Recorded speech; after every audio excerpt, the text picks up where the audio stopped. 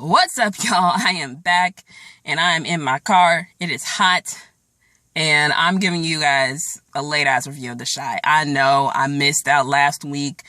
I was at my aunt's, and I didn't have no way to upload, so I'm just gonna give you guys my thoughts on episode 6. First of all, R.I.P. Miss Ethel. We lost a real one. She had a great last day on this earth. Ugh. I'm kind of sad because I watched Greenleaf last night and we lost Bishop, and I'm just like, damn, we losing all of our favorites in 2020. We can't give us a break.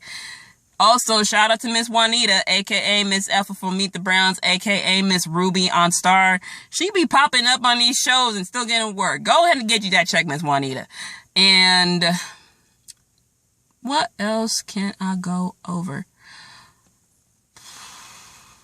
Yeah, that's pretty much my overall thoughts. Other than Kevin's birthday and Keisha, basically calling him. Y'all, it's just hot. It's hot in here. But this episode, I'm just gonna go for the small storylines and get to the big ones. Papa and Maisha. So Papa goes to visit Maisha, finds out that her mom lost her job, so she has to stay home and watch her siblings. And Papa tells her that she can't keep missing school, otherwise she'll be expelled, because a lot of schools be like, look, you miss like 10 or more days, you're going to be expelled. So he thinks that he can try to find something. He goes to the church and tries to look in the collection plate, gets caught by his daddy. He ready to get the bell. But he says, it's for Maisha to help her mom out. And, talks him into giving the money that Camille gave him a few episodes ago as a bribe. So they go to Maisha's house. And Maisha's mom's mad because Maisha done told Papa about her financial troubles. And the daddy's like, look, this is donated from the church, and they want to help each other out. And they leave, and Maisha's mom has that sigh of relief, because I'm guessing there's like a good 10 to 20K in there, depending on how the bribe was. At least like a good 10K, at least. So we then we got Kevin and Jake. So Kevin, he's still mad at Gemma for telling people about Keisha being missing. He doesn't want to be looked at the charity case. And her idea to making it up to him is giving him the cookies. I said, no, Gemma. No, not my smart black girl. Don't do this. Next thing we know, they're at her house, in her room. His shirt's unbuttoned. I'm like, Kevin, put your shirt back on. Then Gemma is holding his hand. He's like, you don't gotta do this if you don't have to. She's like, I give you my consent. I'm like, no. Like, we cannot be doing this right now. I know kids be having sex, but no. And these actors are still minors. No. What? But thank God the daddy came before anything happened. And they failed this alibi. She's like, oh, hey, Dad, me and Kevin are studying French. And he's holding a geometry book upside down. He's like, all right, boy, let me come talk to you. She whispers, it's going to be okay. I'm like, girl, this has happened more than once. What's going on?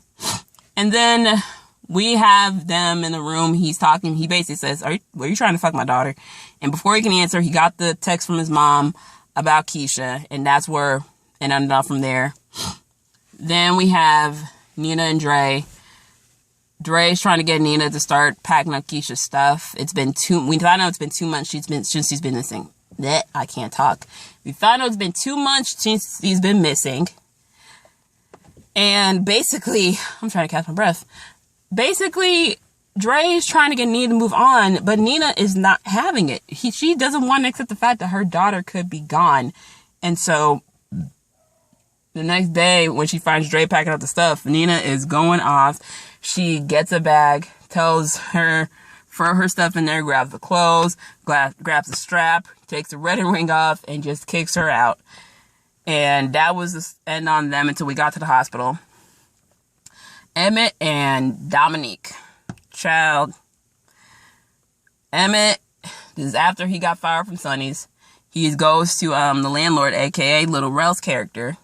Basically, he's trying to get him to kick out Sonny so they can take the space.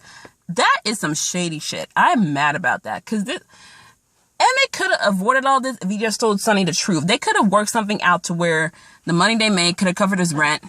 And they could have done this co-partners in it. But no, he wants to take the shady way behind it. The little girl was like, no, I was raised on Sundays. I can't be doing that. They talking about legacies. Emmett brought the baby, and Dominique brought a piece of cake. He's lets know, but he has the cake. And later he's like, okay, I got a job for y'all. I want y'all to cater this event. It's $7,000. That's some good money. So Emmett jumps on it. The event is a success. And they basically like, all right, I'll shut down Sunny for a few weeks, and then y'all show me what you can do. They celebrating, having champagne, they hugging, and then it goes straight to fucking. And we knew it was going to happen. We knew. We were rooting for Emmett to stay faithful, but we low-key knew that that they were going to hook up at some point. You know, I wouldn't be surprised if Tiffany hooks up with Corey Hardrick's character Dante next week. So that's that on that. Then we get to Jake. He is testing Douda because he knows that Douda most likely had his brother Reg killed. I'm trying to fan myself, y'all. It's hot. I can't turn on the AC because I don't want to drain the battery. Basically, there's an event that he's holding. The event that Emmett's catering. He's holding the event for his campaign.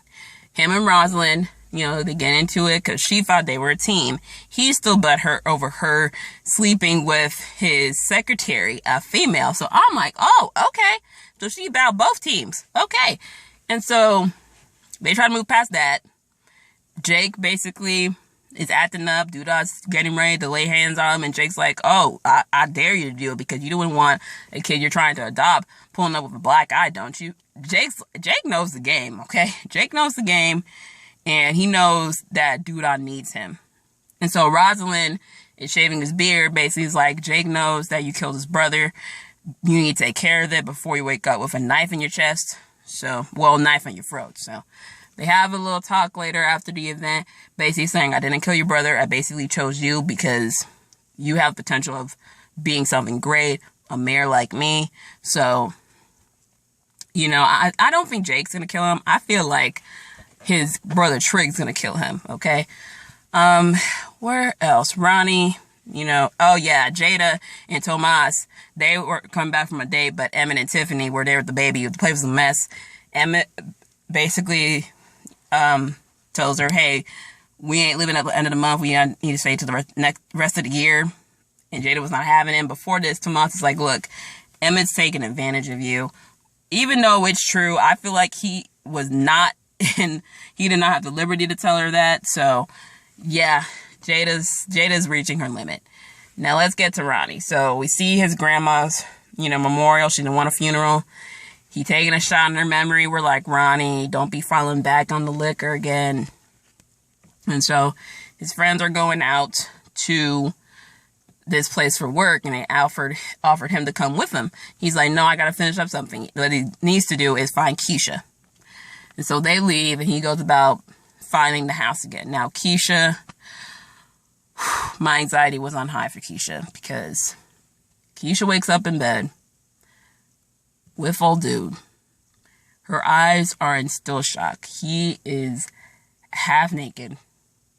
And from what we saw in that scene, he most likely forced himself on her. And I'm just like, dear God. I knew it was going to get to that point, but I was praying it wasn't. And so Keisha is at that point. So Keisha, when he gets out of bed, Keisha tries to attack him. She gets the leg of a chair. She starts beating him, and he overtakes her. And he said that if you do that again, I'm not going to be as nice. Keisha is at that breaking point where she's ready to end it now. She's getting sheets, and she's trying to make a noose to basically hang herself. And I'm just like, dear God, someone find her. Ronnie eventually does find the house while he's gone. And he ends up finding Keisha, gets a crowbar to open the door. But old dude comes back, jumps Ronnie, but then Keisha gets a better hand of him, gets a crowbar, and starts beating him to death.